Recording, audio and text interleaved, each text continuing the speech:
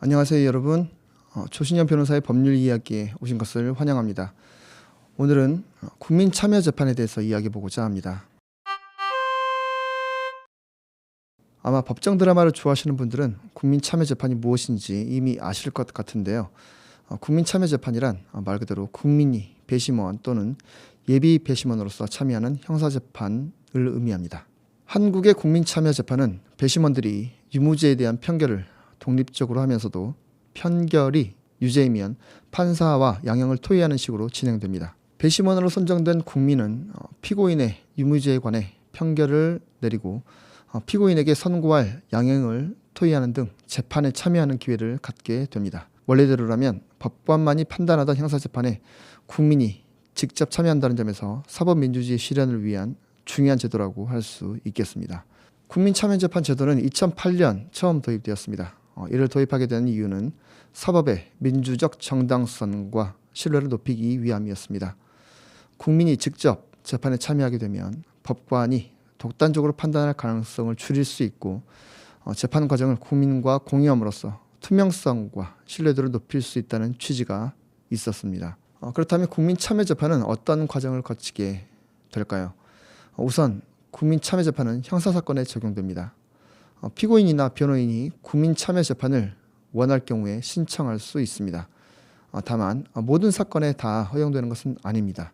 사형이나 무기징역에 해당하는 중대사건 혹은 배심원의 안전에 대한 우려가 있는 경우에는 제외될 수 있습니다. 다음으로 배심원 선정 절차에 대해서 살펴보겠습니다. 배심원 선정은 일정 수의 배심원 후보자를 무작위로 추출하여 선정 기일을 통지한 후 법원에 출석한 배심원 후보자가 공정하게 판단할 수 있는지를 판단하여 배심원과 예비 배심원을 선정합니다. 보통 7명 내외의 배심원이 재판에 참여하게 되는데 이들은 법정에 앉아 증언을 직접 듣고 사실관계를 파악하게 됩니다. 이후에 배심원들은 토론을 거쳐 피고인의 유무죄와 양형에 대한 의견을 모으게 됩니다. 그러나 국민참여재판에서의 배심원의 편결이 곧 판결이 되는 것은 아닙니다. 최종 판결은 재판부가 하게 됩니다. 다만 통계에 따르면 법원의 판결과 배심원의 편결이 일치하는 비율이 90%를 상회한다고 합니다. 국민참여재판이 처음 도입될 때 배심원의 법률적 지식 부족 그리고 감성적 판단 등의 우려가 컸습니다. 하지만 편결과 판결의 일치율이 압도적인 수치를 보인다는 점에서 이러한 우려는 어느 정도는 불식되었다고 볼 수 있겠습니다. 국민참여재판은 여러 긍정적인 효과가 있습니다. 우선 국민이 재판 과정을 직접 경험하면서 사법 절차에 대한 이해와 관심도가 높아진다는 점이 있습니다. 법관들도 국민의 시각을 접하면서 판결을 내릴 때 사회적 감수성을 고려하게 된다는 점에서 그 의의가 크다고 하겠습니다. 반대로 한계점 역시 존재하게 됩니다. 우선 절차가 복잡하고 시간이 오래 걸린다는 점이 있습니다. 배심원이 참여하는 만큼 증거 조사와 설명 과정이 길어지고 피고인 입장에서도 재판 부담이 커질 수 있습니다. 게다가 배심원들이 피고인의 유무죄를 논하는 평일 시간이 1시간 43분 정도가 소요된다는 통계가 있습니다. 법원에서는 하루에 정말 많은 재판이 열리게 됩니다. 그렇기 때문에 시간을 효율적으로 사용하는 것도 중요합니다.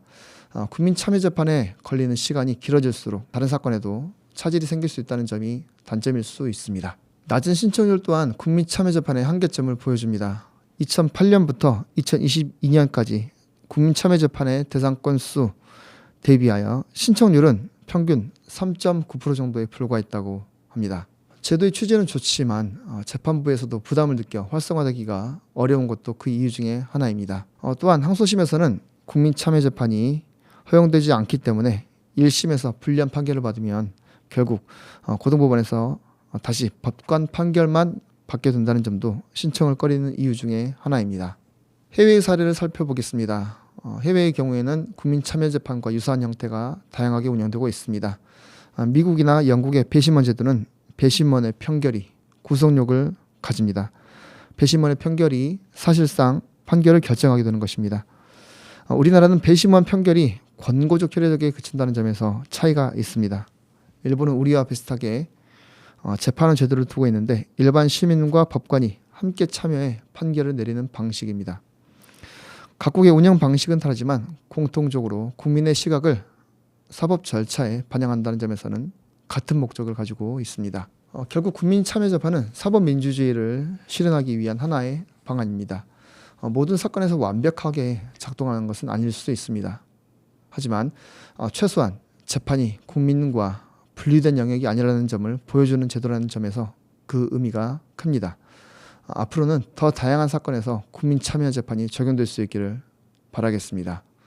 네, 오늘은 이렇게 국민참여재판에 대해서 알아보았습니다. 앞으로 국민참여재판 제도가 더욱 정착하여 국민과 법원이 함께 신뢰받는 사법제도를 형성할 수 있기를 기대합니다. 지금까지 법률사무소 약속의 조신현 변호사였습니다. 청취해 주셔서 감사합니다.